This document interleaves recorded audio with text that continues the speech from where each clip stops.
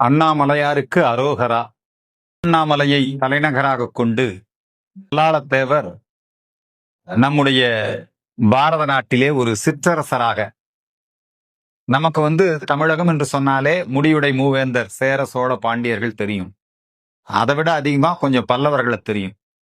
ஆனால் ஆங்காங்கு இருந்த சிற்றரசர்கள் நம்முடைய சனாதன தர்மத்தை பின்பற்றி குடிமக்கள் நலன் பேணி நம்முடைய தமிழகத்தினுடைய கலாச்சாரத்தையும் பண்பாட்டையும் காத்து நின்றார்கள். அவர்கள் தலைச்சிறந்த சிவபக்தர்களாக திகழ்ந்தார்கள்.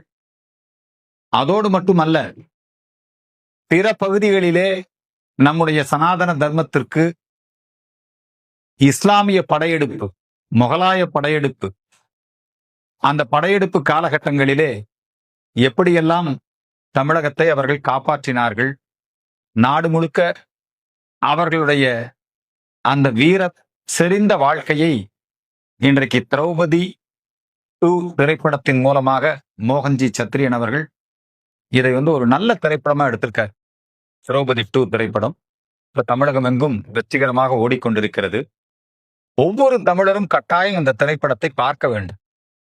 மதுரையில சுல்தான்கள் ஆண்டார்கள் என்கிற செய்தியே வரலாற்றிலே மறைக்கப்படுகிறது.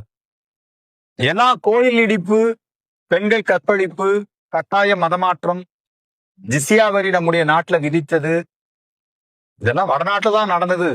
சோமநாதர கோயில் இடிச்சாங்க, இப்படிதான் நினைச்சிட்டு இருக்கோம்.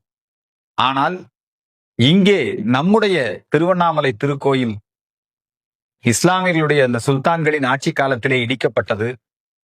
மதுரை திருக்கோவில் இஸ்லாமியருடைய சுல்தான்களுடைய ஆட்சியிலே பாதிக்கப்பட்டது. அது திருப்பரங்குன்றமா இருக்கலாம், நடராஜரா இருக்கலாம், ஸ்ரீரங்கநாதர். 12,000 வைணவர்கள் அந்த திருக்கோவிலை காப்பாற்றுகின்ற பணியிலே தங்களுடைய உயிரை தியாகம் செய்திருக்கிறார்கள். இதையெல்லாம் ஒரு வரலாறாக்கி வீர வல்லாளத்தேவர்,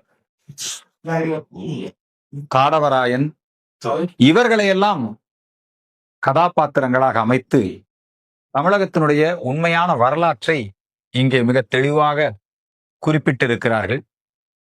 அப்படி சொல்லுகிற பொழுது நீங்க இந்த வரலாற்றுல நமக்கெல்லாம் துக்ளக் ஒரு மிகப்பெரிய இஸ்லாமிய அரசன். அந்த துக்ளக் பூனைக்கு பயப்படுவான்.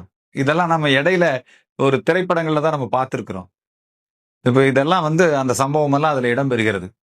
அது மட்டுமல்ல, நம்முடைய கோவில்கள் இடிக்கப்படுவது, கட்டாய மதமாற்றம் செய்வது, இதுல ரொம்ப சிறப்பா ஒரு வசனம் அமைந்திருக்கிறது.